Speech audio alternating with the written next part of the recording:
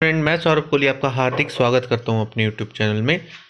आज हम चर्चा करेंगे क्लास 10th के हिस्ट्री के चैप्टर 7 का, जो कि मुद्रण संस्कृति और आधुनिक दुनिया के बारे में आपको बताएगा।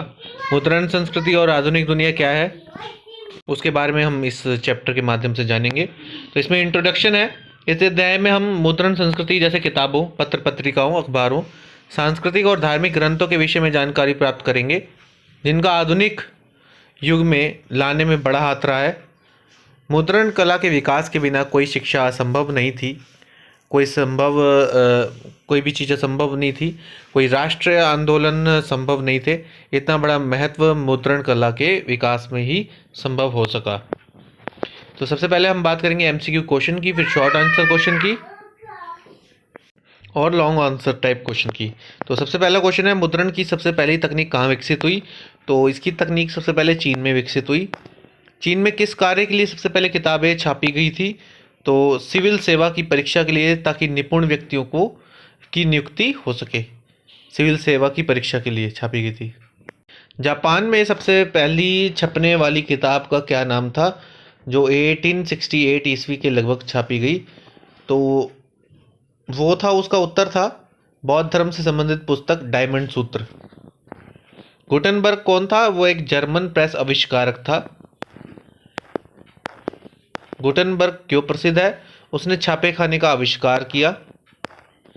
किस काल में यूरोप के बहुत से देशों में छापे खाने स्थापित हो गए थे? 1450 से 1550 ईस्वी के मध्य। मार्टिन लूथर कौन था? जर्मनी का एक धर्म सुधारक था। रिफॉर्मेशन का क्या अर्थ है? यह कैथोलिक धर्म सुधार का आंदोलन था। कातिब यानी कि स्क्राइब्स किसे कहते हैं? हाथ से लिखकर पांडुलिपि को तैयार करने वाले को कातिब या सुलेखक कहा जाता था। भारत में पहला प्रिंटिंग प्रेस कब लाया गया? 16वीं शताब्दी में। राजा राम मोहन राय ने 1821 में कौन सा साप्ताहिक समाचार पत्र निकालना शुरू किया? तो उसका उत्तर है संवाद कौमुदी। 19वीं शताब्दी में फारसी के 2 छपने वाले समाचार पत्रों के नाम लिखें। एक तो जामे जहां नामा और शमशूल अखबार। उन कुछ मुस्लिम लेखकों के नाम लिखें जिन्होंने मुसलमानों को शिक्षा दिए जाने पर बहुत जोर दिया। अल्ताफ हुसैन अली और मौलाना अशरफ अली। भारत में पहली छापे खाने की मशीन निम्नलिखित में से किसके साथ आई? पुर्तगाली मिशनरी। 1430 के दशक में निम्नलिखित में से किसने सबसे पहले प्रिंटिंग प्रेस का विकास किया? तो इसमें जोहानस गुटेनबर्ग का नाम आएगा। इसमें लिखा चौहान गुटेनबर्ग, तो जोहानस गुटेनबर्ग है वो। तो अब शॉर्ट क्वेश्चन आंसर्स की बात करें तो सबसे पहले गुटेनबर्ग प्रेस पर एक छोटी टिप्पणी लिखे। प्रिंटिंग प्रेस का आविष्कार से पहले ज्ञान का प्रसार करना बहुत बड़ा कठिन था, क्योंकि तब पुस्तकें हाथ से लिखी जाती थी और वह बहुत महंगी पड़ती थी और उनके लिखने में बड़ा समय खर्च होता था। तब ज्ञान केवल उच्च वर्ग तक ही सीमित था, परंतु प्रिंटिंग प्रेस के आविष्कार के साथ ही चीज़ें बदलने शुरू हो गई। पहला प्रिंटिंग प्रेस जर्मनी के आविष्कारकर्ता गुटेनबर्ग द्वारा 1448 ईस्वी में स्थापित किया गया। उसने रोमन वर्णमाला के तमाम 26 अक्षरों के लिए टाइप बनाई और यह ढंग निकाला कि उन्हें इधर उधर हिलाकर या घुमाकर शब्द बनाए जा सकें। यह प्रेस शीघ्र ही मूवेबल टाइप प्रिंटिंग मशीन के नाम से जाने जाने लगी। अगले कोई 300 वर्षों तक छपाई की बुनियादी तकनीक यही रही। गुटेनबर्ग का यह प्रेस 1 घंटे में 250 पन्ने छाप सकता था। इस आविष्कार से किताबें छापना अब काफ़ी आसान हो गया।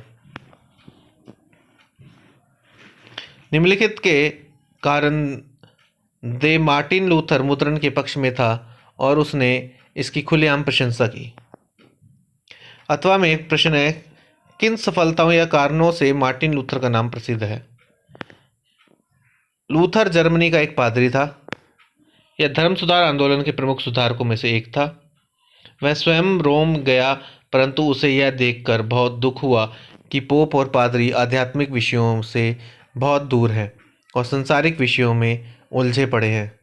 जर्मनी वापस आकर उसने पोप और पादरियों के भ्रष्ट जीवन का भांडा फोड़ दिया। शीघ्र ही उसने पोप द्वारा बेचे जाने वाले क्षमा पत्रों का खुला विरोध करना शुरू कर दिया। उसके प्रयत्नों के फलस्वरूप प्रोटेस्टेंट मत का जन्म तथा विकास हुआ। मार्टिन लूथर द्वारा न्यू टेस्टामेंट की 5000 प्रतिलिपियां कुछ सप्ताहों में ही बिक गई और उसका दूसरा संस्करण 3 महीने के अंदर ही छप गया। तभी प्रसन्न होकर लूथर ने कहा, प्रिंटिंग ईश्वर की दी हुई महानतम देन है, सबसे बड़ा तोहफा है। तीसरा प्रश्न है, छोटी टिप्पणी में इसके बारे में बताएं छपी किताब को लेकर इरास्मस के विचार। इरास्मस 1466 से लेकर 1533 हॉलैंड के रॉटरडैम नामक शहर का रहने वाला था। उसके जीवन का अधिकतर भाग इंग्लैंड, फ्रांस, इटली तथा जर्मनी में बीता था।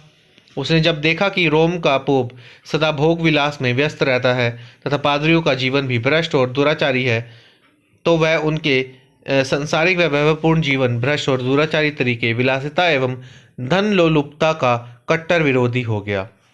उसकी लिखी 3 पुस्तकें Pocket Dagger, Praise of Folly और न्यू टेस्टामेंट बहुत प्रसिद्ध है। इन पुस्तकों में तत्कालीन ईसाई धर्म के दोषों को बड़े सुंदर ढंग से वर्णन किया गया है। छपी किताबों को लेकर इरास्मस के विचार जानने योग्य हैं, जो उसने 1508 ईस्वी में कहे। किताबें भिन्न भिनाती मक्खियों की तरह हैं। दुनिया का कौन सा कोना है जहाँ ये नहीं पहुँच जाती। हो सकता है कि जहाँ तहाँ एक आध जानने लायक चीज़ें भी बताएं, लेकिन इनका ज़्यादा हिस्सा तो विद्वत्ता के लिए हानिकारक ही है। बेकार ढेर है, क्योंकि अच्छी चीज़ों की अति भी अति ही नहीं। इनसे बचना चाहिए। मुद्रक दुनिया को सिर्फ तुच्छ चीज़ों से ही नहीं पाट रहे, बल्कि बकवास, बेवकूफ़, सनसनीखेज, धर्म विरोधी, अज्ञानी और षड्यंत्रकारी किताबें छापते हैं, और उनकी तादाद ऐसी ही है कि मूल्यवान साहित्य का मूल्य ही नहीं रह जाता। चौथा प्रश्न, छोटी टिप्पणी में इसके बारे में लिखें। वर्नाकुलर या देसी प्रेस एक्ट। वर्नाकुलर या देसी प्रेस एक्ट क्या था?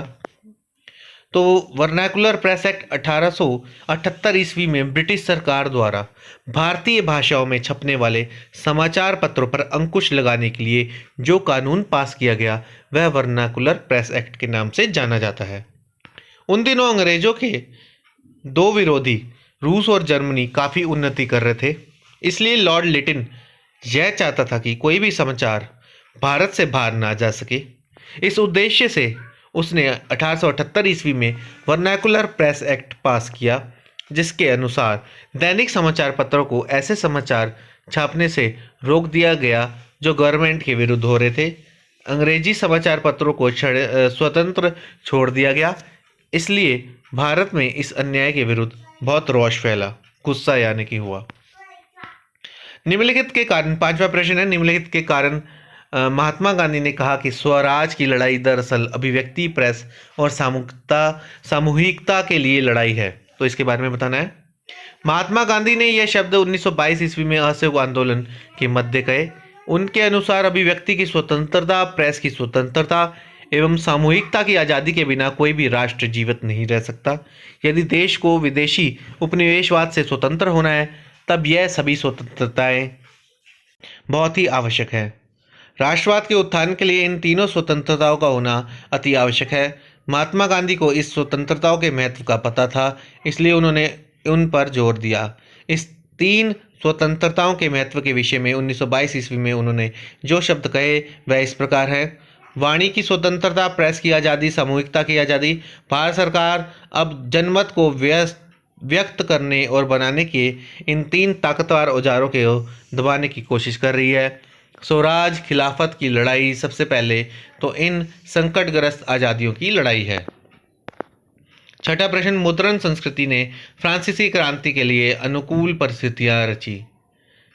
3 तर्क देते हुए इस कथन की पुष्टि कीजिए।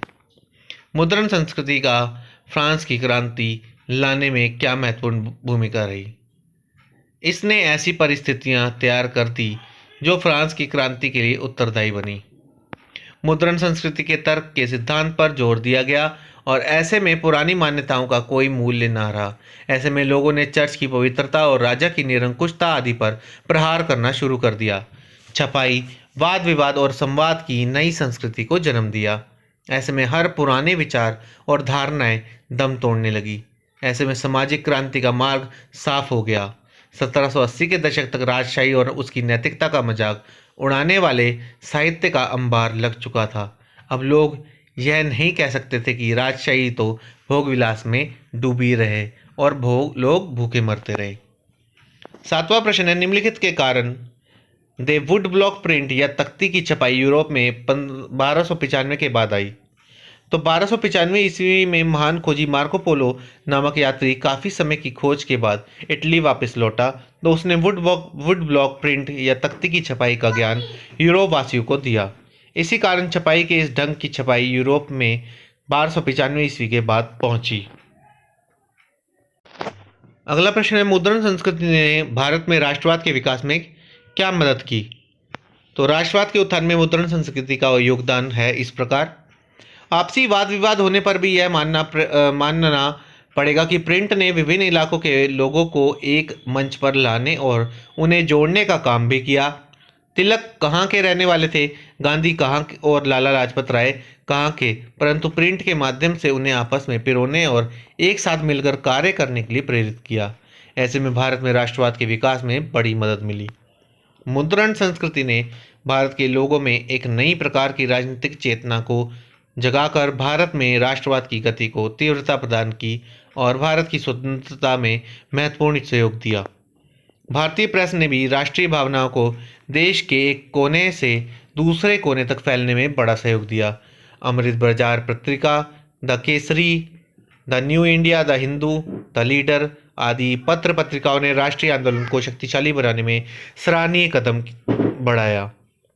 मुद्रण संस्कृति के प्रभावाधीन जो भारत में साहित्य का सृजन हुआ, उसने भी राष्ट्रवाद के उत्थान में महत्वपूर्ण भूमिका निभाई। ब्रिटिश काल में जो साहित्य लिखा गया, उसका एक बड़ा भाग अंग्रेजी साम्राज्य के अवगुणों को प्रकट करने, पश्चिमी दार्शनिक तथा राजनीतिज्ञों के विचार भारतीय लोगों तक पहुंचाने, प्राचीन भारतीय सभ्यता के उच्चतम पहलुओं को लोगों के सामने लाने तथा भारतीयों में राष्ट्रीयता की भावना भरने के लिए हुआ। भारतीय लेखकों ने इस देश की दुर्दशा का चित्रण करके तथा दूसरे स्वतंत्र देशों में से तुलना करके लोगों के मन में ब्रिटिश साम्राज्य के विरुद्ध जोश भर दिया। आगे बात की 19वीं सदी में भारत में मुद्रण संस्कृति के प्रसार का इनके लिए क्या मतलब था, यानी कि महिलाओं के लिए, गरीब जनता के लिए और सुधारकों के लिए। तो मुद्रण संस्कृति का इन तीनों पर क्या प्रभाव पड़ा, आइए देखते हैं। 19वीं सदी के भारत में मुद्रण संस्कृति ने महिलाओं को किस प्रकार प्रभावित किया।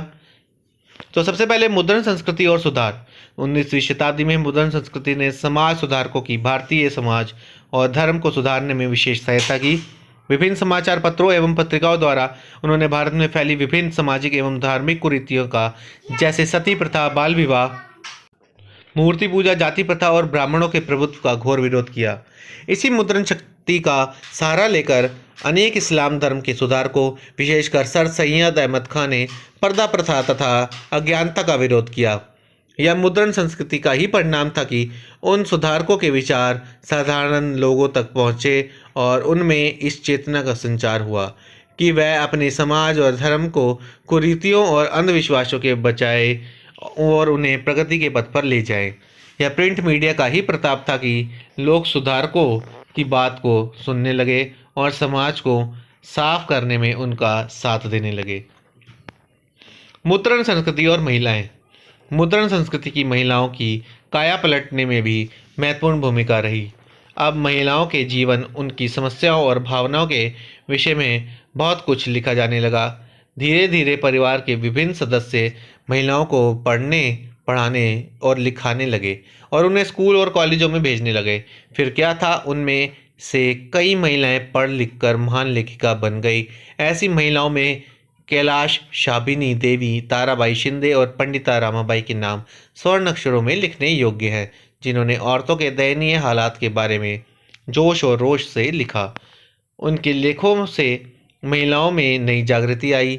यह सब कुछ कमाल था मुद्रण संस्कृति का। एक तमिल उपन्यास में एक महिला ने इस बात को स्वीकार करते हुए लिखा है, अनेक कारणों से मेरी दुनिया छोटी है, मेरे जीवन की आधी से अधिक खुशियाँ किताबें पढ़ने से आई हैं। अब मुद्रण संस्कृति और गरीब जनता पर इसका क्या प्रभाव पड़ा। तो मुद्रण संस्कृति ने समाज के किसी वर्ग को अछूता नहीं छोड़ा और सबको अपने रंग में रंग लिया। इसने चर्च को हिला दिया और महाराजाओं को झुका दिया। इसकी शक्ति के सामने सब नतमस्तक हो गए। गरीब जनता में भी इसने जान फूंक दी और भी साहित्य का रसावदान होने लगा। देश के राजनेताओं और समाज सुधारकों को पता था कि जब तक भारत की गरीब जनता जागृत नहीं होती, देश का कल्याण नहीं हो सकता। उनका कल्याण करने के लिए इन नेताओं और सुधारकों ने पहले गरीब जनता में पाई जाने वाली नशाखोरी, अज्ञानता, अनपढ़ता को दूर करने का प्रयत्न किया। धीरे धीरे साधारण लोग और मिल मजदूर काशी बाबा ने छोटे और बड़े सवाल लिखे और छापकर जाति शोषण को दूर करने पर जोर दिया। बेंगलोर के सूती मिल मजदूरों ने अपने आप को शिक्षित करने के विचार से पुस्तकालय बनाए, जिसकी प्रेरणा उन्हें बम्बई के मिल मजदूरों से मिली थी। इस प्रकार मुद्रण संस्कृति ने गरीब जनता के कल्याण का संभव बना दिया। तो ये था पूरा चैप्टर आपका, और कैसा लगा आप ज़रूर बताएं। आपको क्या क्या इसमें इम्पोर्टेंट लगा वो भी बताएं। आप इस चैनल के साथ जुड़े रहिए। इसे लाइक, शेयर एंड सब्सक्राइब करना बिल्कुल ना भूलें। धन्यवाद।